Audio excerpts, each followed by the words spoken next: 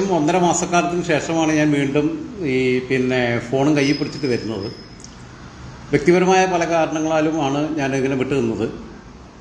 മാനസികമായിട്ടൊട്ടും എന്തെങ്കിലും ചെയ്യാനുള്ള മാനസികാവസ്ഥ ഉണ്ടായിരുന്നില്ല. വളരെ ഉൾവലിഞ്ഞ ഒരവസ്ഥയിലാണ് നിന്നിരുന്നത്. വളരെ ഒറ്റപ്പെട്ട ഒരാൾക്കൂട്ടത്തിനിടയിൽ നിൽക്കുമ്പോഴും ഒറ്റപ്പെട്ട ഒരു തുരുത്തിൽ കഴിയുന്ന ഒരു മാനസികാവസ്ഥ ഉണ്ടായിരുന്നു. എന്തായിരുന്നാലും CPM സംസ്ഥാന സമ്മേളനത്തെക്കുറിച്ച് സംസ്ഥാന സമ്മേളനത്തിന് മുമ്പ് തന്നെ വളരെ വിശദമായി 2022 സംസ്ഥാന സമ്മേളനത്തിൽ ഞാൻ സ്റ്റോറികൾ ചെയ്തിരുന്നു.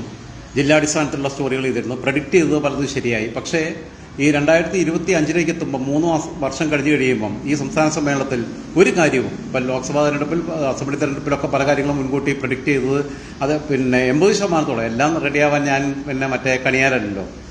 പക്ഷേ ഒരുപാട് കാര്യങ്ങൾ ഇതിനകത്ത് കൃത്യമായിട്ട് വന്നു. ഇപ്പോൾ ലോക്സഭാ തെരഞ്ഞെടുപ്പിൽ ഞാൻ പറഞ്ഞു ആലത്തൂർ മാത്രം CPM എന്ന് പറഞ്ഞു. അത് അതേപോലെ സംഭവിച്ചു. പല സീറ്റുകളിലും അങ്ങനെ ഉള്ള പ്രവചനങ്ങളെല്ലാം റെഡിയായി.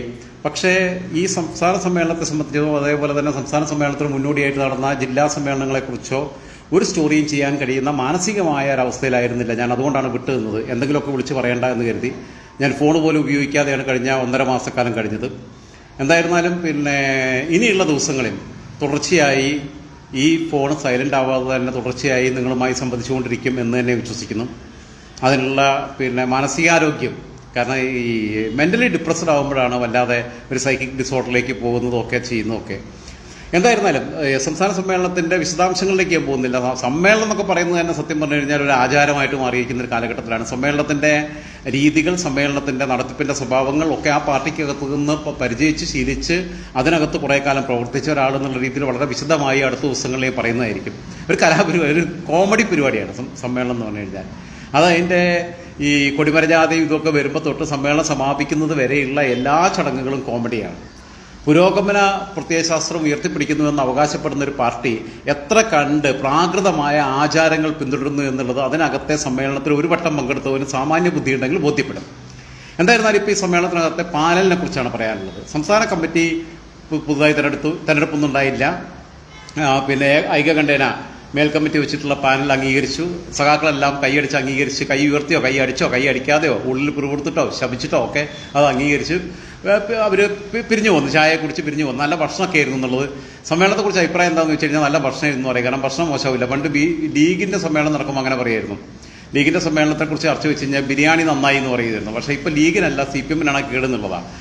പഞ്ചനക്ഷത്ര ഹോട്ടലിൽ നിന്ന് കിട്ടുന്ന സൗകര്യങ്ങളോട് കൂടിയിട്ടുള്ള ഭക്ഷണങ്ങൾ വിളമ്പുന്നതിലും അന്താരാഷ്ട്ര കുത്തകകൾക്കെതിരെ ഇവിടെ സമരം നടത്തിക്കൊണ്ടിരുന്നിട്ട് മിനറൽ വാട്ടർ, അന്താരാഷ്ട്ര കമ്പനികളുടെ മിനറൽ വാട്ടർ ഫ്രീ ആയിട്ട് മേടിച്ച് കുടിക്കുക, കാശ് കൊടുത്ത് മേടിക്കൊന്നുമില്ല. അപ്പോൾ ഇങ്ങനെയാണ് നിൽക്കുന്നത്. കാസർഗോഡ് നിന്ന് തുടങ്ങാം. കാസർഗോഡ് നിന്ന് സതീഷ് ചന്ദ്രൻ ഇവരൊക്കെ വന്നിട്ടുണ്ട്. ഒക്കെ പക്ഷേ കാസർഗോഡ് കുഞ്ഞമ്പു വന്നിട്ടുണ്ട്. പുതുമുഖങ്ങൾ ആരും വന്നിട്ടില്ല. കണ്ണൂരേക്ക് എത്തുമ്പോൾ കണ്ണൂര് ദിവ്യ ഈ പ്രാവശ്യം സംസ്ഥാന കമ്മിറ്റിയിൽ വരേണ്ടിയിരുന്ന ഒരാളാണ് PP ദിവ്യ. ഞാനൊരു കേസൊക്കെ നടക്കുന്നുണ്ടാക്കിയിട്ടുണ്ട്. പക്ഷേ എന്തായിരുന്നാലും ഈ ചിന്താ ജെറോമിനെ പോലെയുള്ള ആളുകളൊക്കെ ഇരിക്കുന്ന സ്ഥാനത്ത് അതിനേക്കാളും ഫാർ ബെറ്റർ ആയിരുന്നു PP ദിവ്യ എന്ന് വിശ്വസിക്കുന്ന ഒരാളാണ് ഞാൻ. കേസിൻ്റെ വഴിക്ക് പോട്ടെ. കാരണം ദിവ്യയുടെ അമ്മായിൻ്റെ മോനൊന്നല്ല ഞാനും. കേസിൻ്റെ വഴിക്ക് പോട്ടെ. പക്ഷേ ദിവ്യ സ്റ്റേറ്റ് കമ്മിറ്റിയിൽ ഇത്തവണ വരുമായിരുന്നു എന്ന് വിശ്വസിച്ചിരുന്ന ഒരാളാണ് ഞാൻ. ദിവ്യ സ്റ്റേറ്റ് കമ്മിറ്റിയിൽ വരികയായിരുന്നു. പക്ഷേ ആ വരുന്ന സ്ഥിതി ഒഴിവാക്കിയത് നവീൻ കുമാറിൻ്റെ മരണം കാരണമാണ്. പോട്ടെ. പകരം അവിടെ നിന്ന് വരാൻ ഇപ്പം നികേഷ് കുമാർ സത്യമാണോ ഇല്ല എന്നുള്ള എനിക്കറിയില്ല. എനിക്കിപ്പോൾ മീഡിയ രംഗത്തുള്ള സുഹൃത്തുക്കളെ വലിയ വിശ്വാസമൊന്നുമില്ല. നികേഷ് കുമാറുമായിട്ട് വളരെ അടുപ്പുള്ള മീഡിയ സുഹൃത്ത് എന്നോട് പറഞ്ഞത് നികേഷുമായി സംസാരിച്ചു എന്ന് പറഞ്ഞിട്ട് തന്നെ പറഞ്ഞത്. അവർ 1-2 പേര് ഒരുമിച്ച് അവർ സംസാരിച്ചു എന്നാണ് പറഞ്ഞത്. സത്യമാണോ ഇല്ല എന്നുള്ളത് എനിക്കറിയില്ല. കാരണം ഇവരൊക്കെ നമ്മളെ വഴിതെറ്റിക്കും. കാരണം അങ്ങനെ പറഞ്ഞിട്ടാണ് ഈ ദിവ്യയുടെ കേസിൽ തന്നെ എനിക്ക് ഞാൻ പെട്ടുപോയത്. അങ്ങനെയാണ്. കാരണം എന്ന് വെച്ചാൽ പാർട്ടിക്കകത്തുനിന്ന് എനിക്ക് വിവരങ്ങൾ തരിക, CPM-ൻ്റെ DC മെമ്പർമാരുൾപ്പെടെ. അത് കഴിഞ്ഞിട്ട് എനിക്കെതിരെ കേസ് വന്നു കഴിഞ്ഞപ്പം ഞാൻ ഇവരെ വിളിക്കുമ്പോൾ ഇവർ ഫോൺ എടുക്കൂല. വാട്സപ്പിൽ വിളിക്കുക, അത് മെസ്സേജ് അയക്കൂല. വിളിക്കുക, സഖാവ് ഞങ്ങളെ വിളിക്കരുത്, ഞങ്ങളെല്ലാം ഒബ്സർവേഷനിലാണ്, സഖാവിന് വിവരങ്ങൾ തരുന്നത് ഞങ്ങളാണെന്നുള്ള ധാരണയുണ്ടെന്നൊക്കെ പറഞ്ഞിട്ട്. ഈ ധൈര്യം ഇല്ലാന്നുണ്ടെങ്കിൽ ഇതിന് ആദ്യം വിളിച്ചിട്ട് ഈ കണവണ പറയാൻ നിന്നത്. ഞാനതെല്ലാം കേട്ടിട്ട് യൂസും ചെയ്തു. പക്ഷേ എന്തായിരുന്നാലും ആ കേസിനകത്ത് ഞാൻ സറണ്ടർ ചെയ്തില്ല. എനിക്ക് ജാമ്യം കിട്ടി. കോടതി ജാമ്യമില്ലാത്ത വകുപ്പ് ചുമത്തിയിട്ടാണെങ്കിൽ എനിക്ക് ജാമ്യം കിട്ടി. പക്ഷേ ദിവ്യ സ്റ്റേറ്റ് കമ്മിറ്റിയിൽ ഇത്തവണ മര്യാദയ്ക്ക് ഈ പ്രശ്നങ്ങളൊന്നും ഉണ്ടായിരുന്നെങ്കിൽ എത്തുമായിരുന്നു. ദിവ്യ മനസ്സിലാക്കേണ്ടത്, ദിവ്യയെ പോലെയുള്ള ഒരു പെൺകുട്ടി വളരെ 10-42 വയസ്സ് പ്രായത്തിൽ 2 തവണ ജില്ലാ പഞ്ചായത്ത് മെമ്പറായി, ജില്ലാ പഞ്ചായത്തിൻ്റെ വൈസ് പ്രസിഡന്റായി ഒക്കെയായി. അടുത്ത തവണ സ്വാഭാവികമായും തലശ്ശേരിയിലെ ഷംസീറിന് പകരം വേറെ ആരെങ്കിലും വരും. പക്ഷേ അവിടെ ഷാജറാണ് ബെറ്റർ കാൻഡിഡേറ്റ് എന്ന് എനിക്ക് തോന്നുന്നു. പക്ഷേ ദിവ്യയ്ക്ക് പിന്നെ ജയിക്കാൻ പറ്റുന്ന സീറ്റായിരുന്നു തളിപ്പറമ്പ് മാത്രമല്ല, തളിപ്പറമ്പിൽ ഗോവിന്ദമാഷ സീറ്റാണ്. സംസ്ഥാന സെക്രട്ടറി ആകുമ്പോൾ ഇനിയിപ്പോൾ അദ്ദേഹം മത്സരിക്കില്ല. അതേസമയം തളിപ്പറമ്പ് അല്ലെങ്കിൽ മട്ടന്നൂർ ശൈലജ ടീച്ചറുടെ സീറ്റ് മൂന്നാമത്തെ ടൈം കൊടുക്കില്ല എന്നുള്ള തീരുമാനത്തിൽ എത്തുകയാണെന്നുണ്ടെങ്കിൽ ദിവ്യ അവിടെ കാൻഡിഡേറ്റ് ആയിരുന്നു. ദിവ്യ മന്ത്രിസഭയിൽ മൂന്നാമത്തെ ടൈമിൽ മന്ത്രിസഭ ഇടതുപക്ഷത്തിലാണ്. കാരണം കോൺഗ്രസ്സുകാർ ഇപ്പം തന്നെ ജയിച്ചിട്ടുമില്ല, ഇലക്ഷൻ ഇനി ഒരു വർഷം ബാക്കിയുണ്ട്. ഇപ്പം തന്നെ അവർ 10-15 മുഖ്യമന്ത്രിമാർ കുപ്പായിട്ടിരിക്കുക. എങ്ങനെയാണെന്നറിയില്ല, ഇവന്മാരെ കയ്യിൽ കിട്ടിയ സാധനം അവർ തള്ളിക്കളയും. അവർ മര്യാദയ്ക്ക് ഇരുന്ന് കഴിഞ്ഞാൽ അവരെ ജയിപ്പിക്കാൻ ജനം തയ്യാറാണ്. പക്ഷേ ലോക്സഭാ തെരഞ്ഞെടുപ്പിലെ വിജയം കണ്ടിട്ട് ഇപ്പം തന്നെ രമേശ് ചെന്നിത്തല മുഖ്യമന്ത്രി, സതീശൻ മുഖ്യമന്ത്രി, കെ സി വേണുഗോപാൽ മുഖ്യമന്ത്രി, കണ്ടവനും കമ്പവനും വഴി കൂടെ പോയതിനും എല്ലാവരും മുഖ്യമന്ത്രിയാണ് കുപ്പായ ലക്ഷ്യം. ഇവന്മാരൊക്കെ ഈ പോക്ക് പോയി കഴിഞ്ഞാൽ മുഖ്യമന്ത്രി പോയിട്ട് മന്ത്രി പോലും ആവില്ല. പിന്നെ പ്രതിപക്ഷത്തിരിക്കേണ്ട ഗതികേട്ടിലേക്ക് അവർ സ്വയം കുഴിക്കുന്ന കുടിയിൽ അവർ വീണു പോകുന്നുള്ളതാണ് സത്യം. എന്തായിരുന്നാലും പിന്നെ അങ്ങനെ ഉണ്ടായിരുന്നെങ്കിൽ, അങ്ങനെ സ്ഥിതി ഉണ്ടാകുകയാണെങ്കിൽ മൂന്നാമത്തെ ടൈം വന്നിരുന്നെങ്കിൽ ദിവ്യ മന്ത്രിസഭയിൽ എത്തുമായിരുന്നു കണ്ടുവരുന്നത്. അതിൽ യാതൊരു സംശയമില്ല. സങ്കടമുള്ള കാര്യം നികേഷിന്റെ കാര്യമാണ്. നികേഷ് പറഞ്ഞ കാര്യമാണ് ഞാൻ പറയാൻ വന്നത്. ഇതിൻ്റെ ഇടയിൽ നിന്ന് ഞാൻ പിന്നെ ഡൈവേർട്ട് ചെയ്തു പോയി. എൻ്റെ സ്വഭാവമാണ് ഇങ്ങനെ കാട് കയറി പോകുക എന്നുള്ളത്. നികേഷ് പറഞ്ഞത് ഒരുമാതിരി ഊമ്പിയ പരിപാടി ആയിപ്പോയി എന്നാണ് പറഞ്ഞത്. പച്ച മലയാളത്തിൽ പറഞ്ഞ വാക്ക് അങ്ങനെ പറഞ്ഞു എന്നാണ് എന്നോട് പറയുന്നത്. സത്യമാണോ ഇല്ലെന്നുള്ളത് എനിക്കറിയില്ല. കാരണം എനിക്ക് നികേഷ് കുമാറുമായിട്ട് വ്യക്തിപരമായി യാതൊരു ബന്ധമില്ല. ഇത് ക്രോസ് ചെക്കിങ് നടത്താനുള്ള സൗകര്യമില്ല. വിളിച്ചും സംസാരിച്ചിട്ടൊക്കെ ഉണ്ട്. പുള്ളിയായിട്ട് 10 വർഷം മുമ്പൊക്കെ സംസാരിച്ചിട്ടുണ്ട്, അതിന് ശേഷം സംസാരിച്ചിട്ടുണ്ട്. പുള്ളി ഇന്ത്യ വിഷൻ്റെ തലപ്പത്താകുമ്പോൾ അതിൽ ഞാനൊരു പ്രോഗ്രാം ചെയ്തിട്ടുണ്ട് ഗൾഫിൽ നിൽക്കുന്ന സമയത്ത്. അത് പിന്നെ അങ്ങനെയൊക്കെ ചെയ്തിട്ടുണ്ട്. എല്ലാ പിന്നെ വ്യാഴാഴ്ചകളിലും രാത്രി, കാരണം പ്രവാസികൾക്ക് ഉറക്കമില്ലാത്ത രാത്രിയാണ് വ്യാഴാഴ്ച വെള്ളിയാഴ്ച ഒഴിവാകുമ്പോൾ. അങ്ങനെ ഞാൻ കുറച്ച് എപ്പിസോഡുകൾ ചെയ്തിട്ടുണ്ട് ഇന്ത്യ വിഷന് വേണ്ടിയിട്ട്. എന്നുള്ളത് ഇതിനപ്പുറത്ത് വ്യക്തിപരമായ ബന്ധമില്ല. അങ്ങനെ വ്യക്തിപരമായ ബന്ധത്തിന് താല്പര്യവും എനിക്ക് തോന്നിയിട്ടില്ല. താല്പര്യം ഉണ്ടെങ്കിൽ ഞാൻ ഇടിച്ചു കയറി ബന്ധം ഉണ്ടാക്കുന്ന ആളാണ്. അതിനുള്ള ക്വാളിറ്റി ഉണ്ടെന്ന് എനിക്ക് തോന്നിയിട്ടില്ല. പക്ഷേ ആസ് എ ജേർണലിസ്റ്റ് അയാൾ വളരെ മിടുക്കനാണെന്നുള്ള അഭിപ്രായമുണ്ട്. മലയാളത്തിലെ മാധ്യമരംഗത്തെ മാറ്റിമറിച്ച ഒരാളാണ് അദ്ദേഹം. മാധ്യമരംഗത്തായിരുന്നു നിൽക്കേണ്ടിയിരുന്നത്. സ്വന്തം തന്നേനെ പിന്നെ പട്ടിനെ തല്ലുന്ന പോലെ നിയമസഭയിലിട്ട് തല്ലിയ ആൾക്കാരുടെ കൂടെ കൈകോർത്ത് അവരുടെ കൂടെ മുന്നണി പോയി ചേർന്ന് ഒരു മകൻ എന്നൊക്കെ പറഞ്ഞു കഴിഞ്ഞാൽ അങ്ങനെ ആലോചിച്ച് നോക്കുക, എങ്ങനെ കഴിയും? എൻ്റെ അച്ഛനൊക്കെ ആരെയും തൊട്ടിട്ടുണ്ടെങ്കിൽ തൊട്ടോടെ കൈവെട്ടാൻ പറ്റുമെന്ന് ഞാൻ നോക്കുക. നിയമം കയ്യിലെടുക്കാന്നൊക്കെ പറയുന്നത് ചില സമയത്ത് പറ്റും. നിയമസഭയിലിട്ട് എം പി രാഘവൻ MLA ആയിട്ട് ജയിച്ചു കഴിഞ്ഞിട്ട് CPM എന്ന് പോയിട്ട് CM ഉണ്ടാക്കി ജയിച്ചു കഴിഞ്ഞ് ചെന്നപ്പോൾ നിയമസഭയിലിട്ട് പട്ടിയെ തല്ലുന്ന പോലെ തല്ലിയതാണ്. അന്ന് എറണാകുളത്ത് നിന്ന് ഇപ്പോൾ സ്റ്റേറ്റ് കമ്മിറ്റി എന്ന് പറഞ്ഞാൽ ഗോപി കോട്ടമുറിക്കൽ ഉൾപ്പെടെയുള്ളവരുണ്ട്, കേരള ബാങ്കിൻ്റെ ചെയർമാൻ, അവരെ കൂടിയാണ് തല്ലിയത്. എന്നിട്ട് അവരുടെ കൂടെ പോയിട്ട് അവരെ പാർട്ടിൻ്റെ ആളായിരിക്കുക. പക്ഷേ നികേഷ് കുമാർ പ്രതീക്ഷിച്ചൊരു സാധനം സ്റ്റേറ്റ് കമ്മിറ്റിയിൽ പ്രത്യേക ഷെഡ്യൂളാക്കുന്നത് പ്രതീക്ഷിച്ചു. അതുണ്ടായില്ല.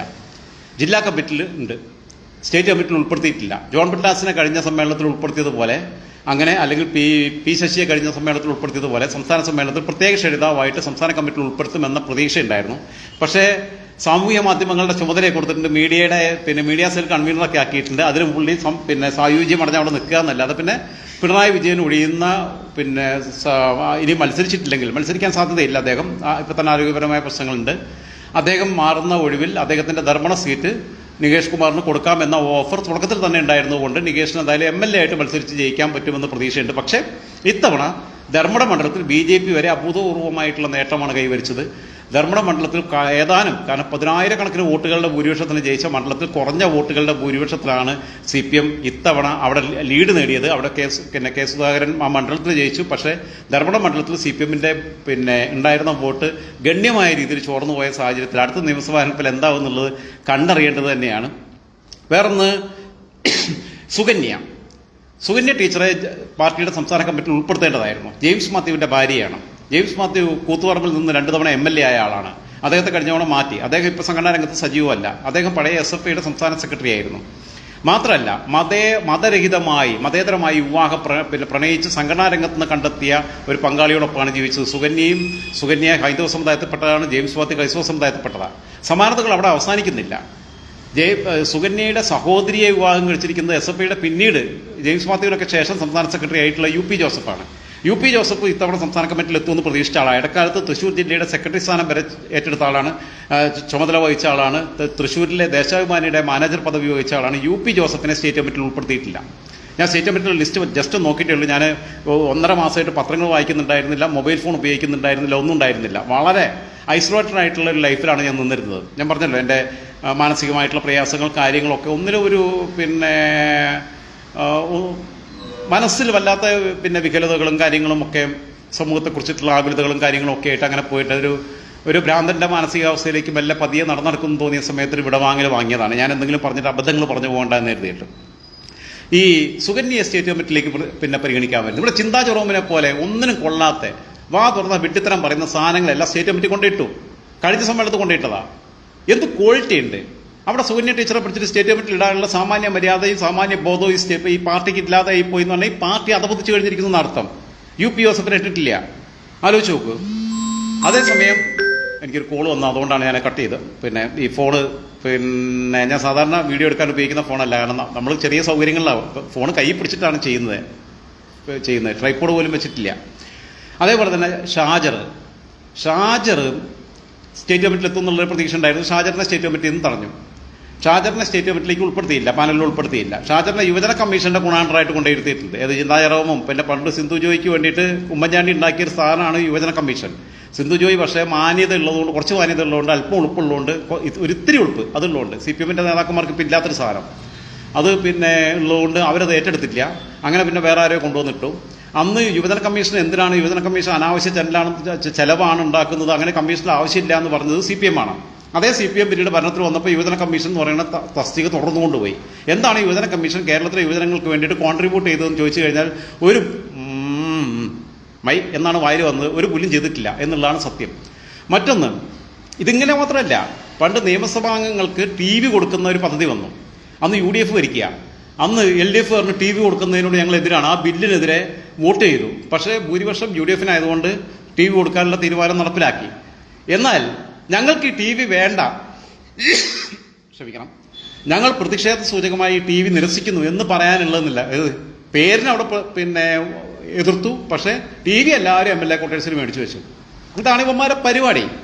നമ്മളതിനകത്താണല്ലോ കൈരുത്തി വന്നത്. ഞങ്ങളെ മലപ്പുറത്തെ ഭാഷ കൈരുത്തി വന്നെന്ന് പറഞ്ഞാൽ കോട്ടി കളിച്ച് അതിനകത്തുനിന്നാണ് വന്നതെന്നുള്ളത്.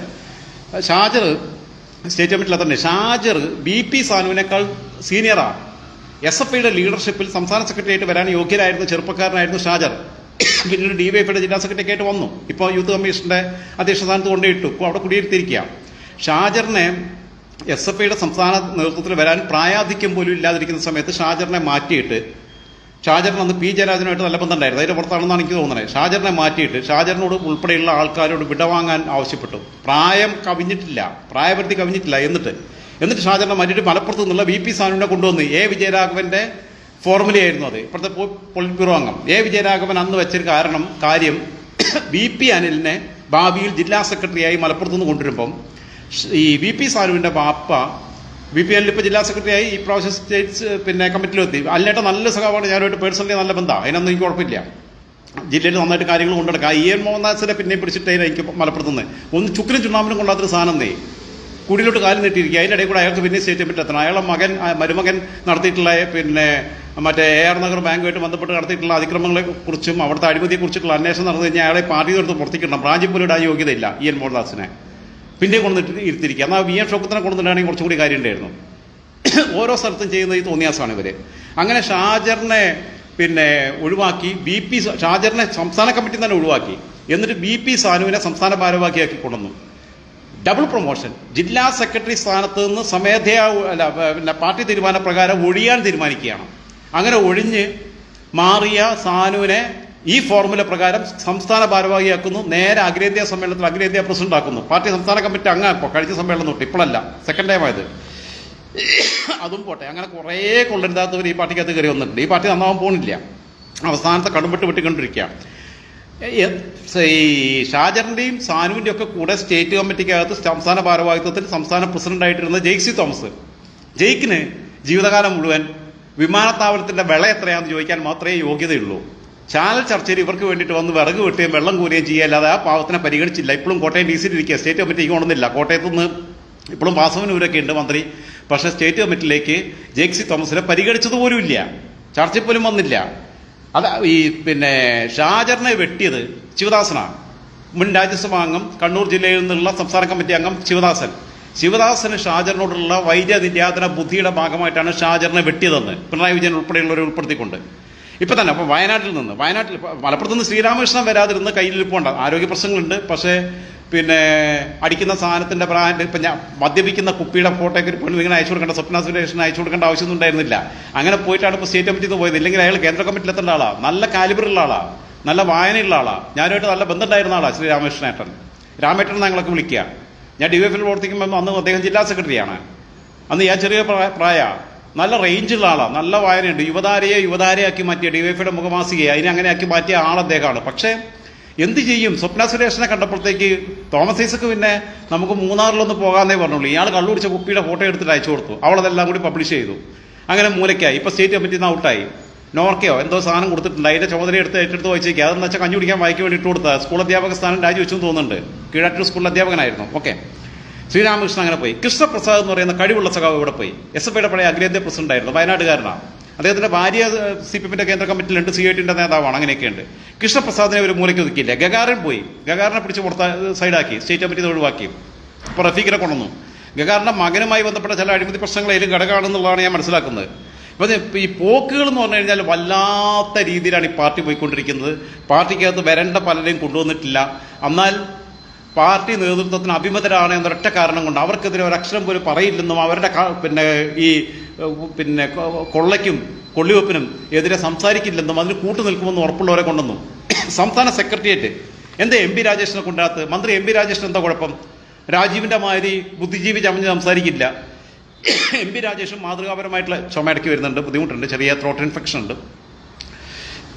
1.5 മാസത്തിന് ശേഷം ഇന്നാണ് 2 സിഗരറ്റ് വലിച്ചത്. അതിൻ്റെ പ്രശ്നമായിരിക്കും എനിക്ക് തോന്നുന്നു. കാരണം നിരന്തരമായിട്ട് വലിച്ചതിൻ്റെ ഭാഗമായിട്ട് 1.5 മാസം സിഗരറ്റ് വലിച്ചിട്ടുണ്ടായിരുന്നില്ല.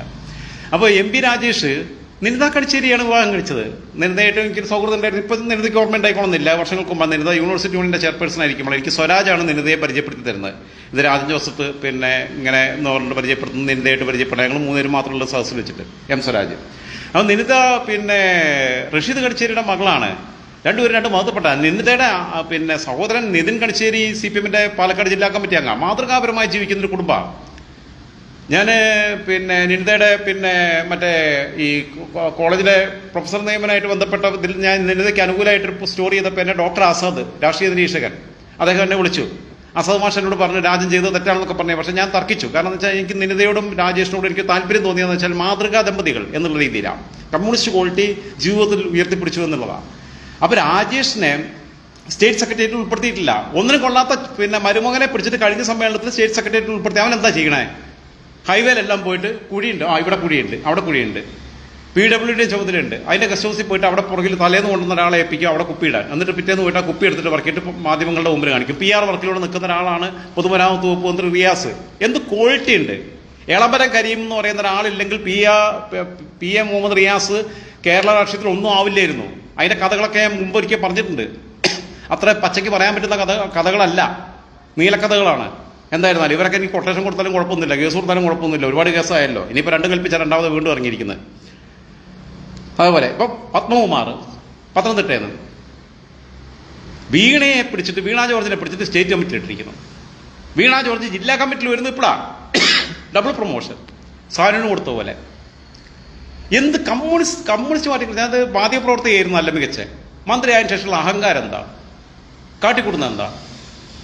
നവീൻ ബാബു മരിച്ചപ്പോൾ നവീൻ ബാബുവിനെ അനുകൂലമായിട്ടൊക്കെ പറയുകയും ചെയ്തു. ഇപ്പുറത്ത് വന്നിട്ട് വേറെ വർത്താനവും പറയുക. ഇവർക്കൊക്കെ എത്ര പാപ്പയുള്ളതെന്ന് ചോദിച്ചു കഴിഞ്ഞാൽ മോശമാണ്, ബയോളജിക്കലി തെറ്റായിട്ടുള്ള പ്രയോഗം. അതുകൊണ്ട് ചോദിക്കുന്നില്ല. ഒരു ഉത്തരവാദിത്വ ബോധം ഇല്ലാതെ എന്തെങ്കിലുമൊക്കെ ചെയ്യുക. കൃത്യമായിട്ട് ഈ കപ്പൽ ആടി ഉലയുകയില്ല. ഇതിനൊരു കപ്പിത്താനുണ്ടെന്നാണ്. കപ്പിത്താനെ ഇപ്പോൾ ഒന്നിനും കൊള്ളില്ലാന്നേ. കപ്പിത്താന്റെ മുഖത്ത് കാറി തുപ്പിയിട്ടാണ് കഴിഞ്ഞ ലോക്സഭാ തെരഞ്ഞെടുപ്പിൽ ജനങ്ങൾ വോട്ട് ചെയ്തത്. അല്ലാതെ കോൺഗ്രസിനോടുള്ള താല്പര്യം കൊണ്ടല്ല, VD സതീശനോടോ രാഹുൽ ഗാന്ധിയോടോ KC വേണുഗോപാലിനോടുള്ള ഇഷ്ടം കൊണ്ടല്ല കേരളത്തിലെ ജനങ്ങൾ LDFനെതിരെ UDF വോട്ട് ചെയ്തത്. UDFന് കിട്ടിയ വോട്ടല്ല, ആന്റി LDF വോട്ടാ. അത് തിരിച്ചറിയണം. CPM വിരുദ്ധ വോട്ടുകളാണ്. ഇടതു മുന്നണിക്ക് സീറ്റ് കിട്ടരുതെന്നുള്ളതുകൊണ്ടാണ്. ആ K രാധാകൃഷ്ണൻ ജയിച്ചല്ലോ, അയാൾ നല്ല മനുഷ്യനായതുകൊണ്ട്. രമ്യ ഹരിദാസിന്റെ കയ്യിലെ കുറച്ച് ആളാവലും ഈ പുത്തനച്ചി പരപ്പുറം നോക്കുന്നവരെ കുറച്ച് കാട്ടിക്കൂട്ടിൽ കൂടിപ്പോയി. ജാടയും അഹങ്കാരവും പാട്ട് പാടിയാലും ജയിക്കാമെന്ന് കരുതി. അതുകൊണ്ട് പത്മകുമാർ പരസ്യമായിട്ട് പ്രതികരിച്ചില്ലേ? പണ്ട് ദേവസ്വം ബോർഡിൽ തലപ്പത്തിരുന്നപ്പോൾ അയ്യപ്പനെ മോശക്കാരനാക്കാൻ നോക്കിയാളാ. ഏത് അയ്യപ്പ വിരുദ്ധരെ പിടിച്ചിട്ട് ശബരിമല ദേവസ്വം ബോർഡിന്റെ തലപ്പത്ത് കൊണ്ടിരുത്തി. അതിന്റെ ശിക്ഷയാ അയ്യപ്പ ശാവാ. ഞാൻ അയ്യപ്പനിൽ വിശ്വസിക്കുന്ന ആളൊന്നുമല്ല. എന്നാലും ഞാൻ പറയാം, വിശ്വാസികൾക്ക് അങ്ങനെ ചിന്തിക്കാം. ഇതൊക്കെയാണ് സ്ഥിതി. അപ്പോൾ എന്തായിരുന്നാലും ഈ സമ്മേളനങ്ങളെക്കുറിച്ച് കൂടുതൽ കാര്യങ്ങൾ വെച്ചിട്ട് എനിക്ക് പറയാനുണ്ട്. കാരണം ഇപ്പോൾ പി ജയരാജൻ എങ്ങനെ ഒഴിവാക്കണേ? സംസ്ഥാന സെക്രട്ടേറിയറ്റിൽ ഉൾപ്പെടുത്തിയിട്ടില്ല. അത് മോദിക്ക് വേണ്ടിയിട്ട് RSSന്റെ ഏജന്റുമാർ പിണറായി വിജയനും തമ്മിൽ കഴിഞ്ഞ കുറേ കാലങ്ങളായിട്ടുള്ള ധാരണയുടെ ഭാഗമായി, കഴിഞ്ഞ 5-6 വർഷമായിട്ടുള്ള ധാരണയുടെ ഭാഗമായിട്ട് പി ജയരാജനെ മാറ്റി നിർത്തിയിട്ടുള്ളത്. ജില്ലാ സെക്രട്ടറി സ്ഥാനത്ത് മാറ്റിയത് 2019 ലോക്സഭാ തെരഞ്ഞെടുപ്പിൽ പി രാജീവ് എറണാകുളത്ത് നിന്ന് ലോക്സഭയിലേക്ക് മത്സരിച്ചു, ജില്ലാ സെക്രട്ടറി സ്ഥാനം തൽക്കാലത്തേക്ക് മാറി. കെ എൻ ബാലഗോപാൽ കൊല്ലം ജില്ലാ സെക്രട്ടറി ആയിരുന്നു, കൊല്ലം ജില്ലാ സെക്രട്ടറി സ്ഥാനത്ത് തൽക്കാലത്തേക്ക് മാറി കൊല്ലത്ത് നിന്ന് ലോക്സഭയിലേക്ക് മത്സരിച്ചു. അങ്ങനെ പലരും മത്സരിച്ചവർ തോറ്റവരിൽ എല്ലാവരും തിരിച്ച സ്ഥാനത്തെത്തി. പക്ഷേ പി ജയരാജനെ ആ സ്ഥാനത്ത് നിന്ന് മാറ്റി എം പി ജയരാജനെ പകരക്കാരനായിട്ട് കൊണ്ടുവന്നു, ആക്ടിംഗ് സെക്രട്ടറി ആയിട്ട്. അദ്ദേഹത്തിന് തുടരാൻ അനുവാദം കൊടുത്തു. അങ്ങനെയാണ് പി ജയരാജനെ സൈഡാക്കിയത്. എന്തായിരുന്നു കാരണം? RSS ആയിട്ടുള്ള ധാരണ. അങ്ങനെ ധാരണയിലേക്ക് പോകാനുള്ള സ്ഥിതിവിശേഷം എന്തായിരുന്നു? അങ്ങനെയുള്ള ധാരണയിലേക്ക് പോകുക എന്ന് പറഞ്ഞാൽ പിണറായി വിജയന് പല കേസുകളിൽ നിന്നും ഊരാൻ കേന്ദ്ര ഗവൺമെന്റിന്റെ ഭാഗത്തുനിന്ന് സഹായം ആവശ്യമുണ്ട്. പറഞ്ഞെടുത്ത് ഓച്ചാനിച്ച് നിൽക്കണം. അത് പരസ്യമായി പൊതുയോഗത്തിലൊക്കെ നരേന്ദ്രമോദിയും BJPയും വെല്ലുവിളിക്കാം. പക്ഷേ അതല്ലാതെ സ്റ്റാൻഡ് അവർക്കെതിരായിട്ട് എടുത്തു കഴിഞ്ഞാൽ അവർ പറയുന്നത് കേട്ടിട്ടില്ലെങ്കിൽ അടുത്ത ദിവസം പൂട്ടുന്നുള്ള അറിയാം. അതുകൊണ്ടാണ്. എന്നിട്ട് ഇതൊന്നും അറിയാതെ ഇരുന്നിട്ട് പിന്നെ ചങ്കിലെ ചെങ്കുടി എന്നൊക്കെ പറഞ്ഞ് മുദ്രാവാക്യം വിളിക്കുന്ന കുറേ പാവപ്പെട്ട വിഡ്ഢികൾ, പാവപ്പെട്ട സഖാക്കൾ ഈ പ്രസ്ഥാനത്തിനകത്തുള്ളതിന്റെ പുറത്ത് ഇവർ നെകളിച്ചു പോവുക. ഗ്രൂപ്പിസം എന്ന് പറയുന്ന സാധനം കേരളത്തിൽ കൊണ്ടുവന്നതിനകത്ത് ആ ഗ്രൂപ്പിസത്തിന്റെ ഭാഗമായിട്ട് വളർന്നു വന്ന ഒരാളാണ് പി ജയരാജൻ. അതിലൊന്നും സംശയമൊന്നുമില്ല. അത് പിണറായി വിജയനും അങ്ങനെയാണ്. പിണറായി വിജയൻ സംസ്ഥാന സെക്രട്ടറി ആവുന്നത് 96 മന്ത്രിസഭയിൽ ഉണ്ടായിരുന്നു, നായനാർ മന്ത്രിസഭയിൽ. 98 ചടയൻ ഗോവിന്ദൻ മരിക്കുമ്പോൾ സംസ്ഥാന സെക്രട്ടറി സ്ഥാനത്തേക്ക് പിണറായി വിജയൻ വരുന്നത് VS അച്യുതാനന്ദന്റെ വലങ്കയായിട്ടാണ്. പിന്നെ പാല് കൊടുത്ത കൈക്ക് തന്നെ തിരിച്ചു കടിച്ചു. VS ഇപ്പം നിങ്ങൾ ആലോചിച്ച് നോക്കൂ. VSനെ മൂലയ്ക്കാക്കിയില്ലേ? VSനെ അനിയത്തെ കാണിച്ച് ചേട്ടത്തെ കെട്ടിക്കാന്ന് പറഞ്ഞ മാതിരി 2016 തെരഞ്ഞെടുപ്പിൽ VSനെ കൊണ്ട് എല്ലാ മണ്ഡലത്തിലും 140 മണ്ഡലങ്ങളിലും ആ പ്രായത്തിൽ 96 വയസ്സുള്ള ആളെയും കൊണ്ട് പോയിട്ട് ജയിച്ചു കഴിഞ്ഞപ്പോൾ ഇയാൾ മുഖ്യമന്ത്രി. 2021 രണ്ടാമത്തെ വീണ്ടും മന്ത്രിസഭ വരുമ്പോൾ, ചരിത്രത്തിൽ ആദ്യമായിട്ട് വരുമ്പോൾ ബാക്കിയുള്ള കഴിവുള്ള ശൈലജ ടീച്ചർക്ക് ഉൾപ്പെടെ മന്ത്രിസ്ഥാനമില്ല. മുഖ്യമന്ത്രിക്ക് സെക്കൻഡ് ടൈം ബാധകമല്ല, ബാക്കിയുള്ളവർക്കൊക്കെ ഒറ്റ ഊഴം. ഒരാളുടെ പാർട്ടിയായിട്ട് മാറി. പിണറായി വിജയന്റെ പോക്കറ്റ് സംഘടനയായി CPM എന്ന പാർട്ടി അന്തർബന്ധിച്ചു കഴിഞ്ഞിരിക്കുന്നതിൽ സംശയമൊന്നുമില്ല. ചിലപ്പോൾ ഒരു ടൈമും കൂടി ഭരണം കിട്ടിയിരിക്കും. അത് കഴിഞ്ഞ് കഴിഞ്ഞാൽ പിന്നെ 2031 പൊടി പോലുമില്ല കണ്ടുപിടിക്കാനുള്ള പരസ്യവാചകം ഓർമ്മപ്പെടുത്തുന്ന അവസ്ഥയിലേക്ക് CPM എത്തും. BJP ആ സമയത്തേക്ക് എത്തും. അതേസമയം കോൺഗ്രസ് മര്യാദയ്ക്ക് പിന്നെ ഈ തമ്മിലടി നിർത്തിയിട്ട് മുഖ്യമന്ത്രി കുപ്പായക്കൂടെ മാറ്റിവെക്ക്, പ്രസ്ഥാനം വേണമെന്നുള്ളത് തീരുമാനിച്ച് മര്യാദയ്ക്ക് പോയാൽ അവർക്ക് അടുത്ത വർഷം നടക്കുന്ന നിയമസഭാ തെരഞ്ഞെടുപ്പിൽ അവർക്ക് ഭരണത്തിൽ അധികാരത്തിലേറാം. ഇല്ലാന്നുണ്ടെങ്കിൽ അവരുടെ കഥ കഴിഞ്ഞു. അടുത്ത നിയമസഭാ തെരഞ്ഞെടുപ്പാകുമ്പോൾ കർണാടക BJP തിരിച്ചു പിടിക്കും, തെലങ്കാന BJP പിടിക്കും. മറ്റേടത്ത് നായിഡുവിനെ മൂലയ്ക്കാക്കിയിട്ട് പിന്നെ ഒഡീസയിൽ നവീൻ പട്നായിക്കിന്റെ കൂടെ നിന്ന് മുന്നണി ഭരണം നടത്തിയിട്ട് നവീൻ പട്നായിക്കിനെ സൈഡാക്കിയിട്ട് ഇവർ ഒറ്റയ്ക്ക് നിന്ന് മത്സരിച്ച് ജയിച്ചതുപോലെ ആന്ധ്രാപ്രദേശിൽ ചന്ദ്രബാബു നായിഡുവിന്റെ മുന്നണിയിലാണ് ഇപ്പോഴെന്നുണ്ടെങ്കിൽ അടുത്ത പിന്നെ നിയമസഭാ തെരഞ്ഞെടുപ്പ് വരുമ്പോഴേക്ക് ചന്ദ്രബാബു നായിഡുവിനെ ഇവർ വിഴുങ്ങും. ദക്ഷിണേന്ത്യ അവർക്ക് പിന്നെ ബാലിക റാമലയെല്ലാം തെളിയിക്കും, തമിഴ്നാട് ഒഴിച്ച്. തമിഴ്നാട്ടിൽ പിന്നെ അണ്ണാമല എന്ത് ഇത് കാണിച്ചാലും കാര്യമൊന്നുമില്ല. തമിഴ്നാടിന് വേറൊരു ഒരു പൊളിറ്റിക്കൽ ഫാബ്രിക് എങ്ങനെയാണ് നിൽക്കുന്നത്, അതിൻ്റെ ഘടനയ്ക്കകത്ത് ഒരുപാട് വ്യത്യാസങ്ങളുണ്ട്. എന്തായിരുന്നാലും ഈ സംസ്ഥാന സമ്മേളനത്തെക്കുറിച്ച് എനിക്ക് പറയാനുള്ളത്, കോപ്പിലെ സംസ്ഥാന സമ്മേളനം എന്ന് പറഞ്ഞുകൊണ്ട് തൽക്കാലം അവസാനിപ്പിക്കുകയാണ്. സംസ്ഥാന സമ്മേളനത്തെക്കുറിച്ച്, പിന്നെ സമ്മേളനങ്ങളുടെ ചരിത്രത്തെക്കുറിച്ച്, സമ്മേളനങ്ങളിൽ നടക്കുന്ന രസകരമായ സംഭവങ്ങളെക്കുറിച്ച് വിശദമായ സ്റ്റോറികൾ അടുത്ത ദിവസങ്ങളിൽ ചെയ്യുന്നതാണ്. തൽക്കാലം അതുവരേക്കും ലാൽസലാം. അടുത്ത ദിവസം തൊട്ട് ഇന്നിപ്പോൾ ഈ രാത്രി തൊട്ട് തുടർച്ചയായി എല്ലാ ദിവസങ്ങളിലും പ്രക്ഷേപണം ഉണ്ടായിരിക്കും. അത് ഫേസ്ബുക്ക് ഞാൻ മെല്ലെ ഒഴിവാക്കുകയാണ്. ഫേസ്ബുക്കിലാണ് ഇന്നിപ്പോൾ ലൈവ് ചെയ്യുന്നുണ്ടെങ്കിൽ ഇത് യൂട്യൂബിൽ എടുത്തിടും. ഇനി ചെയ്യുന്നത് യൂട്യൂബിലായിരിക്കും എന്നുള്ളത് പറയുകയാണ്. അപ്പോൾ എല്ലാവരും രാജൻ ജോസഫ് എന്ന് യൂട്യൂബിൽ, എല്ലാവരും എന്ന് പറയുന്നില്ല, താല്പര്യമുള്ളവർ. ഞാൻ ഇതുവരെ ബെൽ ബട്ടൺ അമർത്തും, മറ്റേ ബട്ടൺ അമർത്തും എന്നൊക്കെ പറഞ്ഞിട്ട് ഞാൻ ഇടാറില്ല. എപ്പോഴെങ്കിലും ഇടുമോ എനിക്ക് അറിയില്ല, അങ്ങനെ ഗതികേടുണ്ടാവും എന്നുള്ളത്. അങ്ങനെ ഉണ്ടെങ്കിൽ അപ്പോൾ ഇടും. പിന്നെ രാജൻ ജോസഫ് എന്ന് ടൈപ്പ് ചെയ്ത് കഴിഞ്ഞ് കഴിഞ്ഞാൽ പിന്നെ എൻ്റെ ഇതിനകത്തുള്ള അതേ പ്രൊഫൈൽ ഫോട്ടോയിൽ പിന്നെ രാജൻ ജോസഫ് എന്ന് പറഞ്ഞിട്ട് പേഴ്സണൽ ചാനൽ കിട്ടും. അല്ലാതെ വേറെ കുറേ കിട്ടും. അല്ലാതെ വേറെ പല ചാനലിൽ ചെയ്തത് രാജൻ ജോസഫ് എന്ന് പറഞ്ഞ് പിന്നെ ടാഗ് ചെയ്ത് കൊടുക്കുമ്പോൾ കിട്ടും. അല്ലാതെ എൻ്റെ പേഴ്സണൽ ചാനൽ കിട്ടും. രാജൻ ജോസഫ് തന്നെയാണ് ചാനലിൻ്റെ പേര്. അതൊന്ന് സബ്സ്ക്രൈബ് ചെയ്യാൻ താല്പര്യമുള്ളവർ സബ്സ്ക്രൈബ് ചെയ്ത് കഴിഞ്ഞാൽ എൻ്റെ ഇനിയുള്ള വീഡിയോസ് അതിനകത്ത് ലൈവായിട്ട് എല്ലാ ദിവസവും വരുന്നതായിരിക്കും എന്നുള്ളത് അറിയിച്ചുകൊണ്ട് ശുഭരാത്രി. പിന്നെന്താ പറയുക, ലാൽസലാം.